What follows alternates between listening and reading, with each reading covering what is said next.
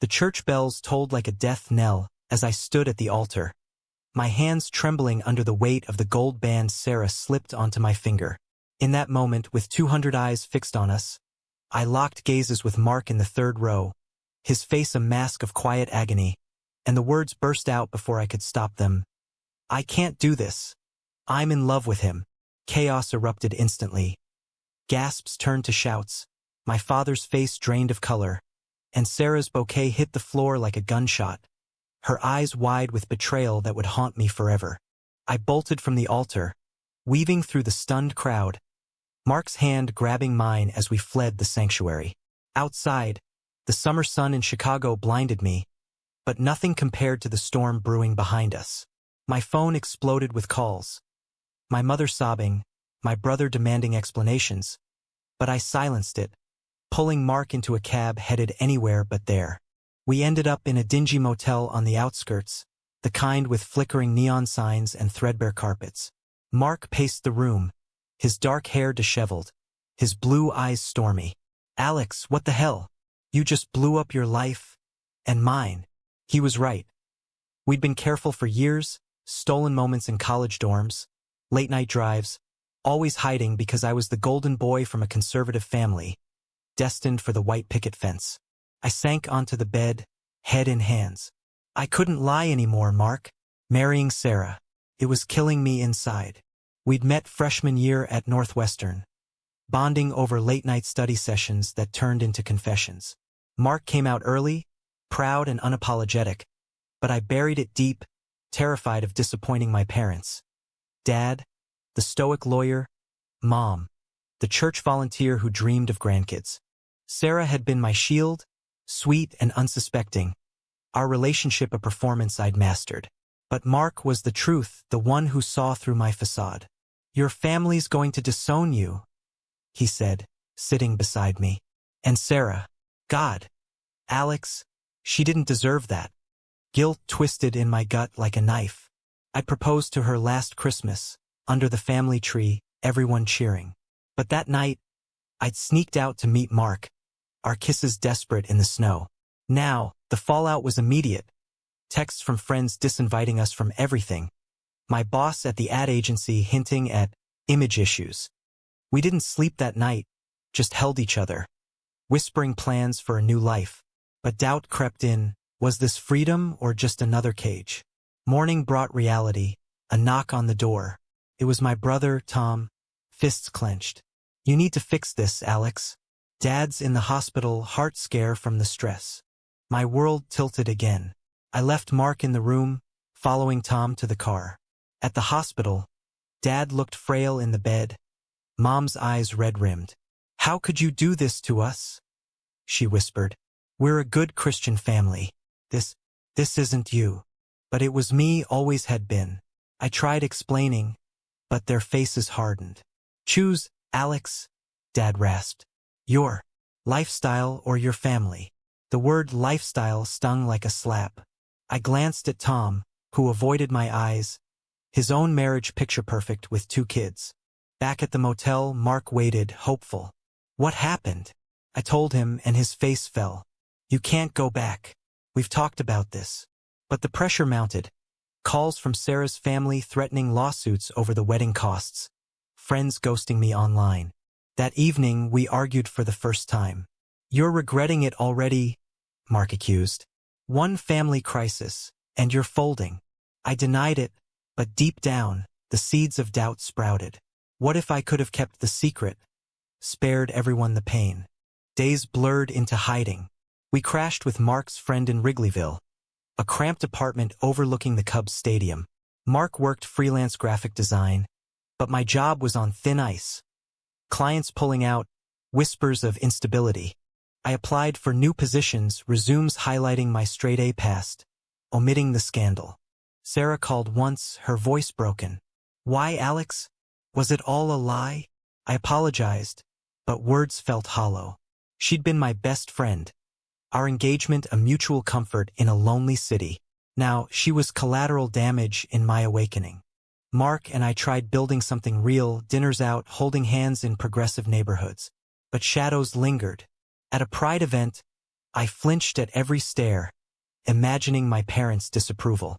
Relax, Mark urged. This is us now. But us felt fragile. My savings dwindled, rent due. Tom texted, come home. We can pretend it didn't happen. The temptation gnawed at me. Return to normalcy. Bury the truth again. One night, over cheap wine, Mark proposed we move to San Francisco, start fresh. No more hiding. His optimism clashed with my turmoil. What about my family? I snapped. They're suffering because of me. He slammed his glass down. And what about us? You've outed yourself, own it. The fight escalated, old resentments surfacing. I kept him waiting years, stringing him along while playing straight. I stormed out, wandering Chicago's streets, the lake wind whipping my face. At a bench, I broke down, sobs racking my body. A stranger asked if I was okay. No, I admitted. I just destroyed everything for love. Back home, Mark was asleep, but tension hung heavy. As I lay beside him, I wondered if the price was too high. The hook had pulled me under, and now I was drowning in the depths of my choices. Weeks turned into months, the initial shockwaves settling into a grinding aftermath. Mark and I found a small apartment in Lincoln Park, sharing expenses, but the strain showed in every conversation. My job search hit dead ends, interviews where my social media scandal loomed unspoken. Finally, I landed a freelance gig writing copy for a startup, remote work that let me hide behind a screen. Family contact dwindled to terse emails. Mom sent Bible verses about redemption. Dad ignored my existence. Tom was the bridge, relaying updates. Sarah's moving on, dating someone new. Each word stung, a reminder of the life I'd torched. Mark pushed for therapy. We need to process this. Our sessions with Dr. Ellis, a kind-eyed woman in a downtown office, unearthed layers. Alex, your outing was a cry for authenticity, she said. But authenticity comes with loss. Mark nodded, squeezing my hand, but I felt exposed. Raw. Socially, lines were drawn. Old friends from college sided with Sarah, unfollowing me en masse. At a bar one night, I ran into Jake, a mutual acquaintance. Dude, that was brutal, he said, buying me a beer. But brave. Takes guts. His words were a bomb, but rare. Mark's family was different. Supportive, his mom calling weekly. We're proud of you both. Envy twisted in me. Why couldn't mine be like that? During a video call, she invited us for Thanksgiving. It'll be good for Alex, Mark insisted. We flew to Seattle, the change of scenery a brief respite. Mark's parents hugged me warmly, no judgment. Over turkey, stories flowed. Mark's coming out in high school, the initial fights, eventual acceptance. Time heals, his dad said. Give yours space. Inspired, I called home that night. Mom answered, voice wary. Alex. I poured out my heart. I miss you. This is who I am. Silence, then. We miss the old you. The call ended in tears, hope flickering out. Back in Chicago, reality crashed down. My freelance client dropped me after a values mismatch. Code for my orientation hitting the news via a viral wedding video. Desperate, I considered reaching out to Dad's firm for help, but pride stopped me. Mark sensed my spiral. Talk to me. Over coffee, I confessed. I feel like I ruined everything. Maybe I should have stayed closeted. His face hardened. That's not love, Alex. That's survival. The argument reignited old flames. You pushed me to come out, I yelled. No, he countered. You chose to at the altar. Own your decisions. Hurt, I sought solace in online forums, LGBT groups sharing similar stories. One post resonated. Outing yourself hurts, but staying in hurts more. It bolstered me, but doubt lingered. Then, a bombshell. Sarah texted, we need to talk. We met at a neutral cafe, her eyes guarded. I'm pregnant, she said flatly. From before the wedding. Time stopped. Is it? She nodded. Yours. Panic surged. A child, my child, in this mess. What do you want? I asked. Nothing from you, she replied. But you should know.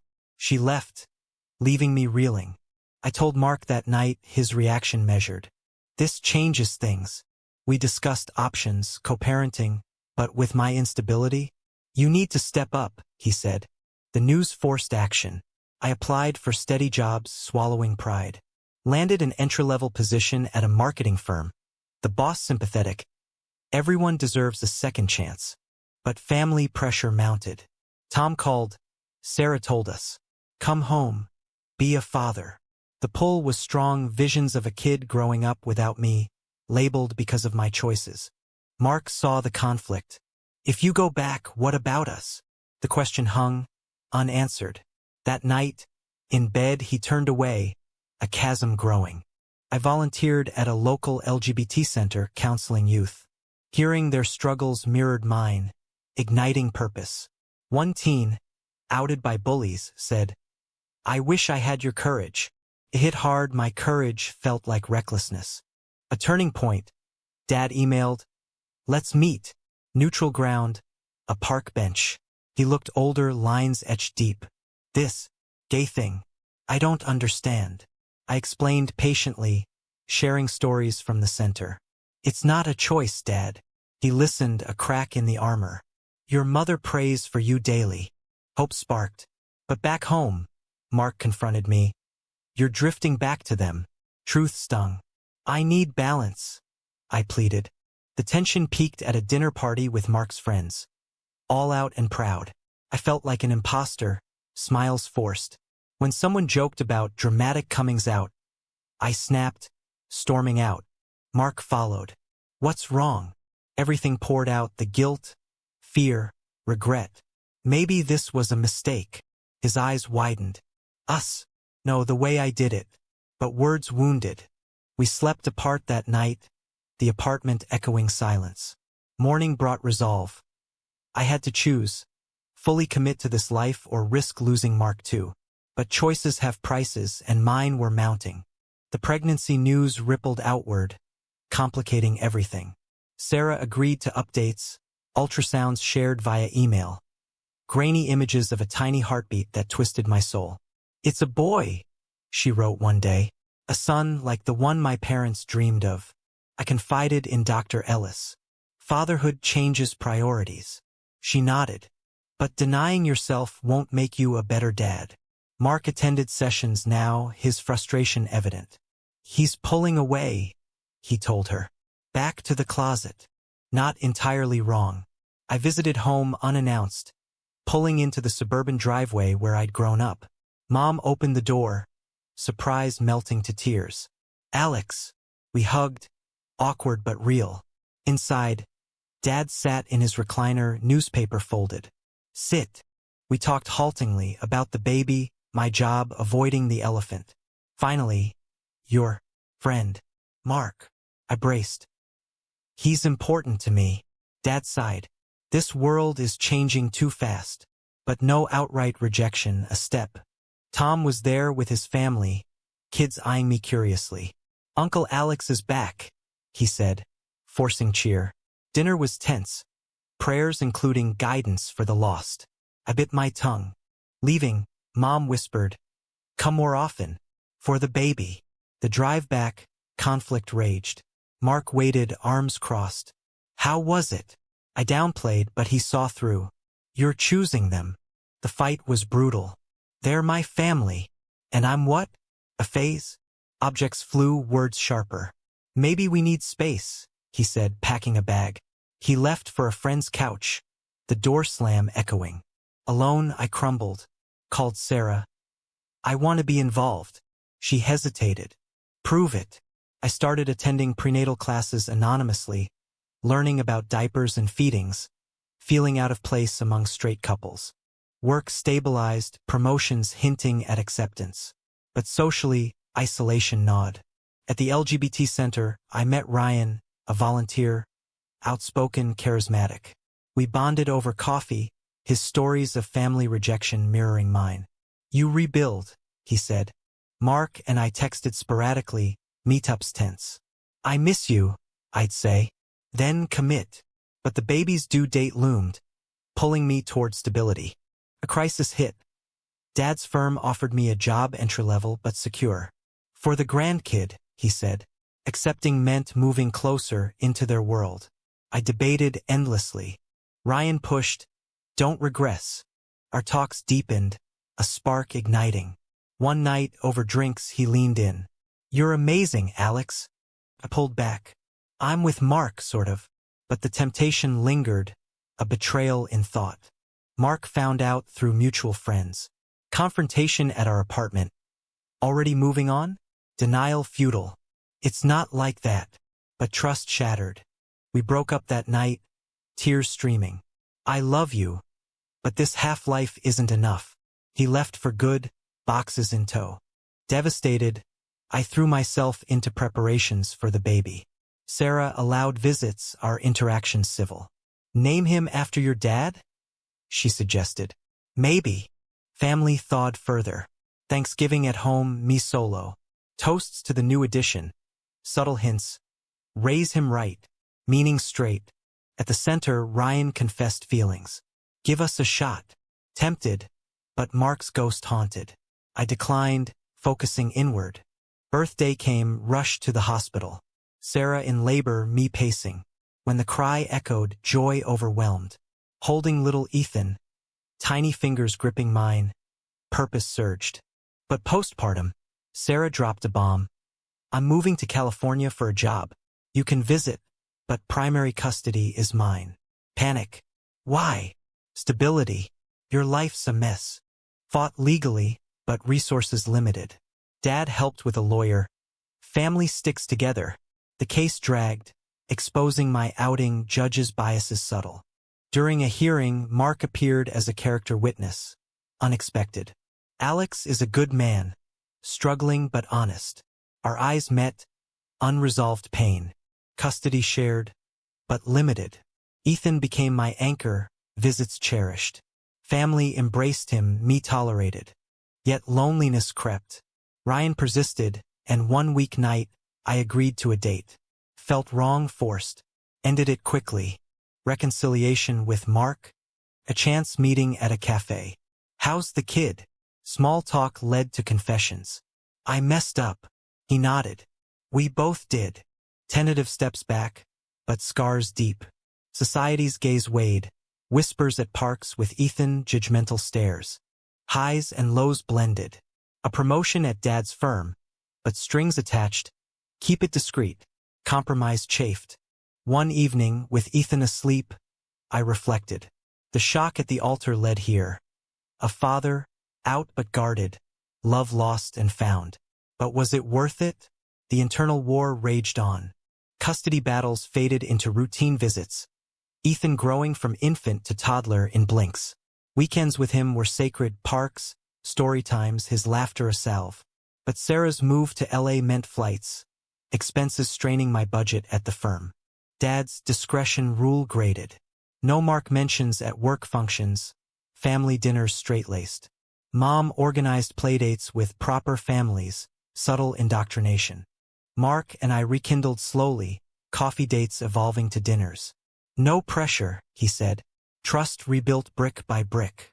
Moved in together again, a larger place near O'Hare for Ethan's visits. But society bit back. At a firm event, a client joked about "those people, eyes on me." I laughed it off, shame burning. Mark fumed later. "Stand up for yourself."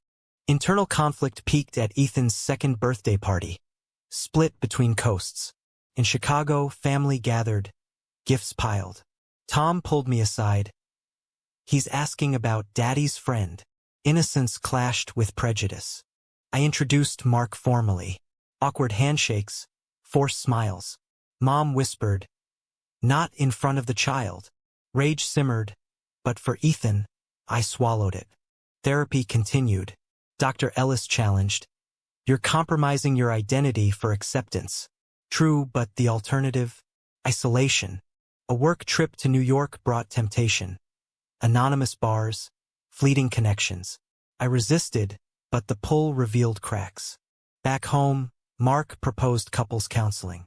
"We need tools." Sessions unearthed resentments. My hesitation, his impatience. Progress slow, but steady. Socially, I joined advocacy groups, speaking at events. My story, outing at the altar. Applause empowering, but backlash online. Trolls calling me a homewrecker. Family noticed. Dad, tone it down. Think of your career. Ultimatum loomed. Conform or leave the firm. Chose integrity, quit, starting my own consultancy. Risky, but freeing.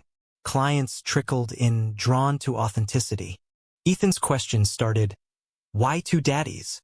Age-appropriate explanations, but Sarah worried, don't confuse him. Co-parenting strained. A betrayal hit. Tom outed family secrets in a heated argument. My high school crushes, buried deep. You're influencing my kids wrong. Sibling bond fractured. Mark supported, cut toxic ties. But blood pulled. Reconciliation attempts failed. Tom unyielding. Loneliness in crowds.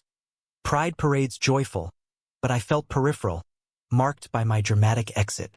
Ryan reappeared, now a friend. You've grown. His success in activism inspired, but no sparks. High point.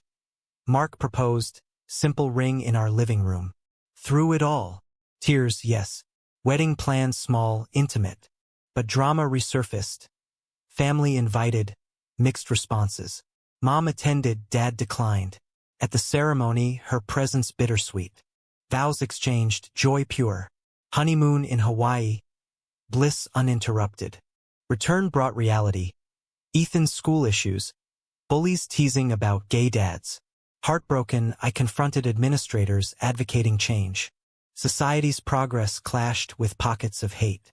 A local bill threatening LGBT rights mobilized us. Protests, petitions. Personal toll. Exhaustion, therapy intensified. Burnout from fighting, Dr. Ellis noted. Mark's job loss, downsizing, added stress. We leaned on each other, resilience tested. Ethan's visits became battlegrounds. Sarah remarried, her husband conservative. Limit Mark's involvement. Fought back, courts siding with inclusion. Victory sweet but Pyrrhic, legal fees mounting. Reflection nights. The altar moment.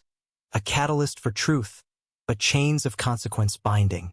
A family reunion attempted, neutral cabin in Wisconsin. Tensions high, breakthroughs small. Dad admitted, I was wrong to push. Apology tentative, healing begun. Tom absent, rift deep. With Mark, love deepened, tempered by trials. Worth it? He'd ask. Always yes. But doubts whispered. Could a quieter path have spared the pain? Ethan's innocence grounded me. I love both daddies. Simple words, profound impact. As years ticked, balance emerged. Advocacy, family, love intertwined. But the price paid echoed in quiet moments. Ethan turned 5, a whirlwind of energy. His visits the highlight of our lives.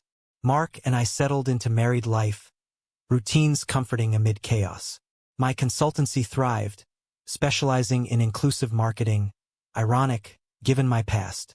Family dynamics shifted slowly.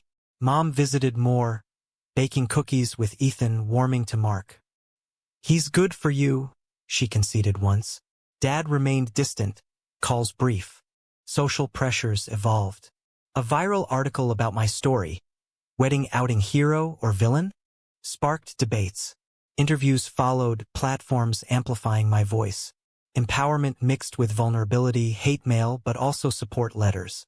One from a teen. Your courage saved me. Purpose renewed. But betrayal lurked.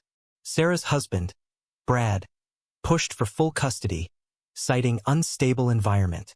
Allegations flew, our activism exposing Ethan to danger. Court again draining. Mark stood firm. We'll fight. Lawyers dissected our lives, biases evident. Judges ruling. Shared custody maintained, but monitored. Relief temporary. Brad's influence grew. Ethan parroting phrases. Boys shouldn't marry boys. Heart shattered, we countered with love. Books on diversity. Therapy for Ethan began, neutral ground. He's confused, the counselor said. Our fault? Guilt consumed. Mark's frustration boiled. This is what hiding leads to. Argument ensued. I didn't hide. I exploded out. Regrets surfaced. Anonymous threats online, forcing security measures. Paranoia set in, checking locks, avoiding crowds. Support from community Boyd. Ryan organized a fundraiser, Solidarity Strong. Hi, Ethan's school play, us in the audience, him beaming. My daddy's. Proud moment amid stares. Family intervention. Tom called, apologetic. I was wrong. Let's talk. Meeting tense, revelations. His own struggles with identity, buried deep. Your outing scared me. Bond mended slowly. Dad followed, a hospital scare bridging gaps. Bedside. I love you, son. All of you. Tears flowed, acceptance hard won. With barriers down, holidays unified. Thanksgiving blended, laughter genuine. But love tested again. Mark's ex resurfaced, offering a job in Europe. Just professional, he assured. Jealousy flared, trust fragile. He declined, but the incident highlighted insecurities. We're solid, he reaffirmed. Advocacy escalated. A book deal. Out at the altar. Writing cathartic, reliving pain. Publication brought acclaim, criticism. Sarah read it, called, Fair Portrayal. Proud of you, co-parent. Ethan flourished, questions evolving. Why did you leave mommy? Honest answers, age-tailored. Society's tide turned. Laws passing, visibility increasing. But personal battles persisted. A crisis. Mark's health scare. Stress-induced ulcer. Hospital vigil, vows renewed in whispers. Can't lose you. Recovery strengthened us. Relocated to a suburb. Family nearby. Balance struck. Ethan's 10th birthday loomed. But wait. No. Time jumped? No, steady pace. Years blended. Ethan 8 now, sports, friends. Sleepovers at our house, normalcy achieved. But shadows. A school incident. Bully targeting his 2 dads. We addressed, teaching resilience. Mark's career rebounded, partnership formed. Reflection. The shock led to this mosaic, broken pieces reformed stronger. Yet moral quandaries lingered. Did my actions justify the hurt inflicted? Family fully embraced. Dad at pride, waving a flag awkwardly. Growth evident. Love with Mark deepened. Adventures shared, travels, dreams. Ethan's words, I'm lucky. Validation pure. But costs tallied. Lost friends, careers derailed, hearts scarred. In quiet nights, I pondered the path not taken. Silent suffering versus explosive truth. The story's essence. Choices define, but consequences endure. As Ethan entered his preteens, questions sharpened, demanding deeper truths. Why the big wedding blow-up? He'd ask over ice cream. Mark and I tag-teamed explanations. Love isn't always straightforward. He nodded, wise beyond years. My book toured, speaking engagements nationwide. In Boston, a fan shared, Your story gave me strength to come out. Impact rippled, purpose solidified. But backlash intensified. Conservative groups protesting events, security essential. Home felt besieged, but Mark anchored, We're changing minds. Family fully integrated.